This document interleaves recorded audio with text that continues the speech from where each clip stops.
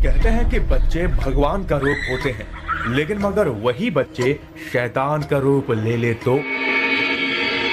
आज की कहानी एक ऐसे बच्चे की है जिसकी उम्र सिर्फ 8 साल थी, लेकिन इतनी सी उम्र में वो 3 मर्डर कर चुका था।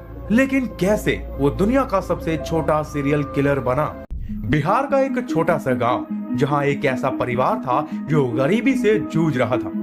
इसी परिवार में पैदा हुआ अमरजीत। वो दिखने में आम बच्चों के जैसा ही था, लेकिन उसकी आंखों में एक अजीब सी खामोशी और चेहरे पर एक खतरनाक मुस्कान छिपी होती थी।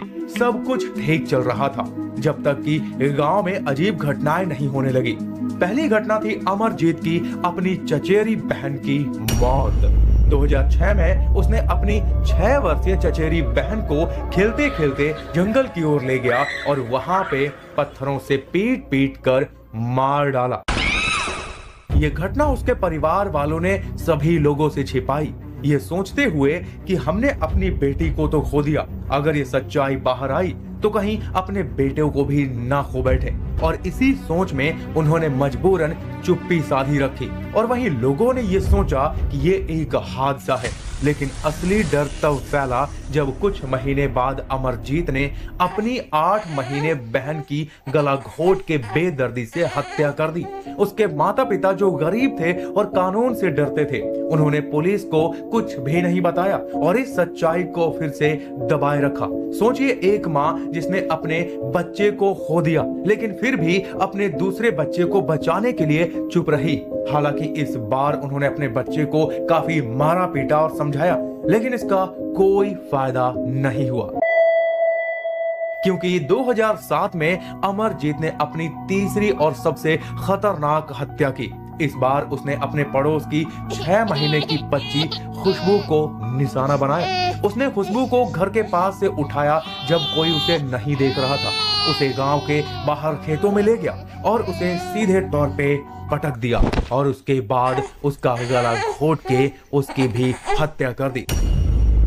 और जब उसके घर वाले खुशबू को ढूंढने लगे और पास के ही खेत में जब उसकी लाश मिली, तो कुछ बच्चों ने बताया कि उन्होंने अमरजीत को खुशबू को खेतों की ओर ले जाते हुए देखा था।